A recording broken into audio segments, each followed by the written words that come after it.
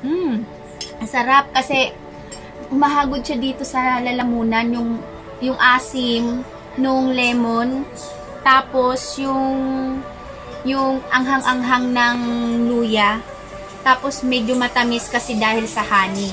So, yun guys. Sarap. Try nyo din guys. Mura lang yung ganito. Be careful sa pagbibili ng honey guys kasi maraming fake na honey. So, dapat mabili nyo is talagang tunay na honey. Hi guys! Welcome back to my channel. What's up? And ngayon po ay almost 1 month na po tayong quarantine. And meron po ako sa inyo i-share guys para po mapalakas natin ang ating immune system. And hindi nyo na po kailangan mag-vitamins sa mga hirap po tayo makabili ng vitamins, lalo na ngayon nag-stop tayo sa mga work. So instead na bibili natin ng vitamins, mga vitamin C, bibili na lang natin ng pagkain, diba? So meron akong konting kaalaman na i-share sa inyo. Sana malaking makatulong po ito para po hindi na natin, kahit hindi tayo uminom ng vitamins, maganda po ito sa katawan. So ito lang po ang ating laging iinumin araw-araw, umaga at saka gabi. Pwede natin itong inumin. Ay napaka-healthy po nito sa ating body. So ano lang to guys, luya at saka lemon. Yan lang po guys. Babalatan natin yung loya. Yung luya, balatan natin.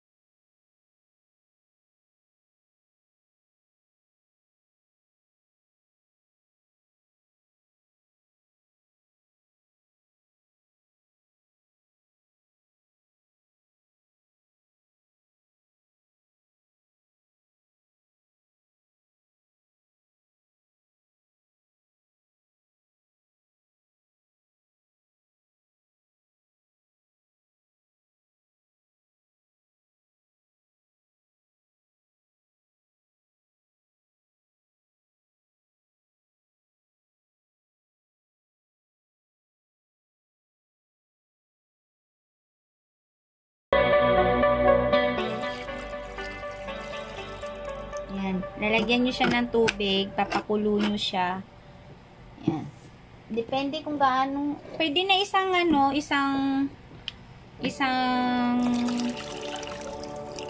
kulang pa siya. Dito.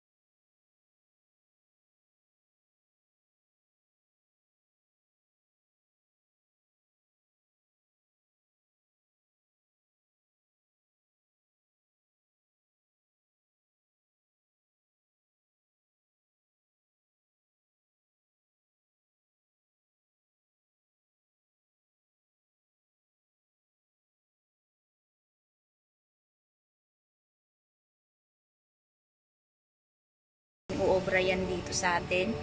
Basta palakisin lang natin yung immune system natin. Hindi yan uobrang COVID na yan. Lalayas din yan.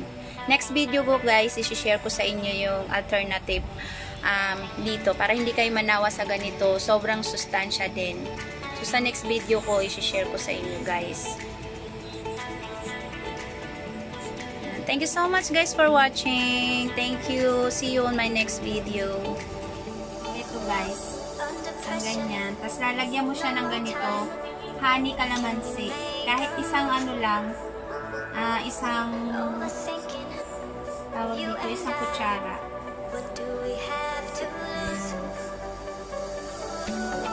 Yan, isang kutsara lang. Yan, ganyan guys. Ano naman to, pure na honey, tapos may calamansi siya.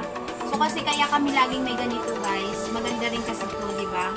Tapos, kunyari, may ano kami, ganyan, or meron din kasi kami pang ibang ginagawa na ginagamitan namin ito. Sa umaga din, ito din yung iniinom namin. Honey. Isang kutsara. Yan. Ganun lang guys. Tapos, ito. Ganito. Ganun lang. So, enough na yung ganito. Enough na yung isang basong ganito. Morning at saka evening. Pwede rin.